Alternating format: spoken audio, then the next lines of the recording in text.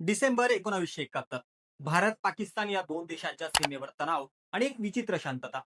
पण ही शांतता एका वादळाआधी चुकली. पूर्व पाकिस्तानमध्ये परिस्थिती हाताबाहेर गेली होती. लाखो लोकांचा आक्रोश आणि जगभराचं लक्ष ते एका भागावर खिळलेलं होतं. दिल्लीमध्ये मात्र एक वेगळीच लढाई सुरू होती. लढाई होती निर्णयांची, दबावाची आणि वेळेशी चाललेल्या शर्यती. संपूर्ण देश युद्धासाठी तयार होता, पण भारतीय सैन्याचा एक जनरल शांत होता. थंड डोक्यानं अक्षरशः परिस्थिती मोजत होता. तो माणूस म्हणजे सॅम मॅनिकशॉ. जेव्हा पंतप्रधान इंदिरा गांधींनी त्यांना विचारलं की आपण आता युद्ध करू शकतो का, यावेळी या बेधडक आणि निडर माणसाचं उत्तर होतं, जर तुम्हाला पराभव हवा असेल तर आजच युद्ध करा, पण जर विजय हवा असेल तर मला वेळ द्या. कारण एका निर्णयानं इतिहास बदलणार होता. आणि मग काही महिन्यांनी जे घडलं त्यानं पाकिस्तानच्या अक्षरशः चिंधड्या उडाल्या. जिकडे शिवायला घेतलं तिकडंच इतकं फाटलं, असं फाटलं की शिवूनही कामी आलं नाही. या धुरंधरानं पाकिस्तानचा कसा गेम केला, कोण होते सॅम शॉ, आणि हे अस्त्र भारताच्या खात्यात कसं आलं, आणि काय आहे त्यांची स्टोरी, चला तर जाणून घेऊया. नमस्कार, मी शब्दयोद्धा धर्मेश.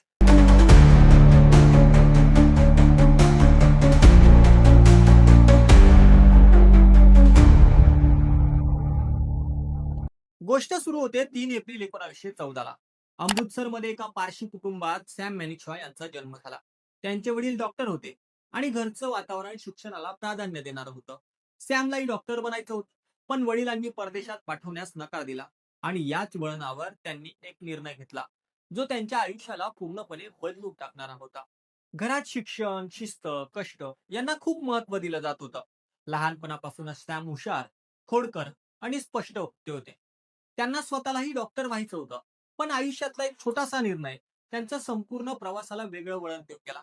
वडिलांनी परदेशात पाठवण्यास नकार दिल्यानंतर त्यांनी हट्ट्यानं सैन्याचा निर्णय निवडला आणि इंडियन मिलिटरी अकॅडमीमध्ये प्रवेश घेतला.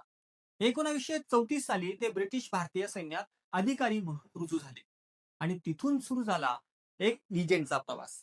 दुसऱ्या महायुद्धाच्या काळात बर्माच्या रणांगणावर त्यांनी दाखवलेलं धैर्य आजही इतिहासात सुवर्णाक्षरांनी लिहिलं जातं. जपानी सैन्याविरुद्ध लढताना त्यांच्या शरीरात 7 गोळ्या घुसल्या. परिस्थिती इतकी गंभीर होती की डॉक्टरांनी आशा सोडली होती. पण माणिकशॉ यांनी हार मानली नाही.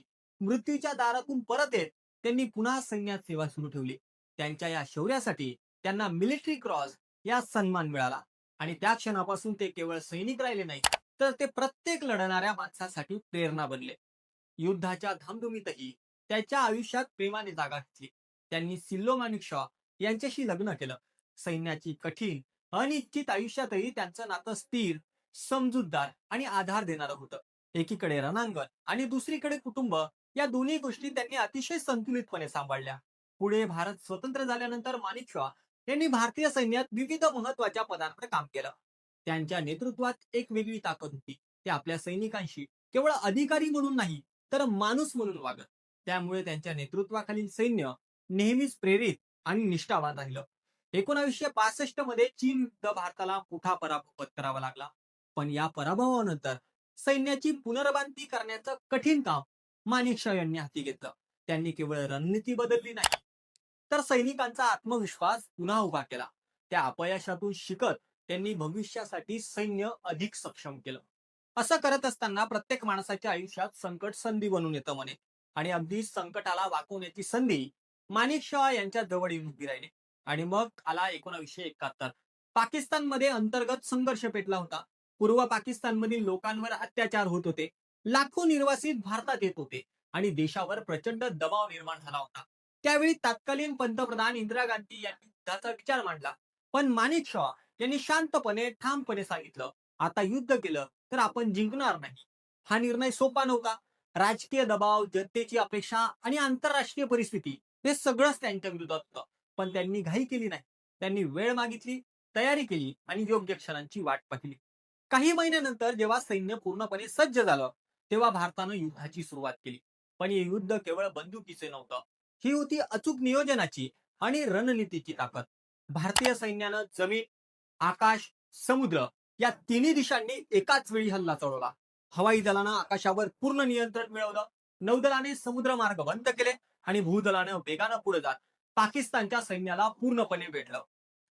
कम्युनिकेशन तुटलं, मदतीचे मार्ग बंद झाले आणि पाकिस्तानचं सैन्य हळूहळू कोसळू लागलं. फक्त 13 दिवसात परिस्थिती इतकी बदलली की पाकिस्तानच्या 90,000पेक्षा जास्त सैनिकांनी शरणागती पत्करली. इतिहासातील सर्वात मोठ्या सैनिकी शरणागतीपैकी ती एक होती. 16 डिसेंबर 1971 रोजी जगानं पाहिलं एका नव्या देशाचा जन्म झाला. बांगलादेश स्वतंत्र झाला आणि या विजयामागे उभा होता एक माणूस. नाव होतं सॅम मॅनशॉ. या अभूतपूर्व कामगिरीनंतर 1973 मध्ये त्यांना फील्ड मार्शल या सर्वोच्च लष्करी पदानं सन्मानित करण्यात आलं. हा सन्मान मिळवणारे ते भारताचे पहिले अधिकारी ठरले. या पदाबाबत खास गोष्ट अशी की हे पद आयुष्यभरासाठी असतं, म्हणजेच ते कधी निवृत्त झाले नाही. त्यांच्या व्यक्तिमत्वात एक वेगळीच रॉयल्टी होती. हातात काठी, चेहऱ्यावर आत्मविश्वास आणि बोलण्यातही स्पष्टता. ही काठी केवळ आधार नव्हती, तर त्यांच्या स्टाईलची, त्यांच्या उपस्थितीची ओळख बनली होती. वेळ पुढे सरकत गेला. युद्ध संपली, त्यांना पदं मिळाली, सन्मान झाले. पण एक गोष्ट कधीच बदलली नाही.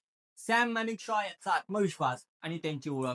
सॅम मॅनिकशॉ हे केवळ एक महान सैनिक नव्हते, तर ते असामान्य लीडर होते. त्यांनी दाखवून दिलं की युद्ध जिंकण्यासाठी केवळ ताकद पुरेशी नसते, त्यासाठी संयम, योग्य वेळ, अचूक निर्णय घेण्याची क्षमता असावी लागते. त्यांनी कधीही भीतीला आपल्या निर्णयावर प्रभाव पाडू दिला नाही आणि कधीही दबावाखाली ते झुकले नाहीत. आजही त्यांचं नाव घेतलं तेव्हा एकच भावना मनात येते, ती भावना म्हणजे अभिमानाची. भारतीय सैन्याचा हा धुरंधर शेवटपर्यंत तितक्याच उभावात जगला. 27 जून 2008 वेलिंग्टन, तामिळनाडू येथे त्यांनी अखेरचा श्वास घेतला. ते रणांगणावर शहीद झाले नाहीत, पण त्यांनी आयुष्यभर देशासाठी लढा दिला आणि एक असा वारसा ठेवून गेले जो प्रत्येक भारतीय सैनिकाच्या मनात जिवंत आहे. जेव्हा जेव्हा पाकड्यांची जिरवायची गोष्ट येते, तेव्हा तेव्हा आठवत राहतील सॅम मॅनिकशॉ. अशा या धुरंधरांना ऑफिशियल बाबचा कडक सॅल्यूट.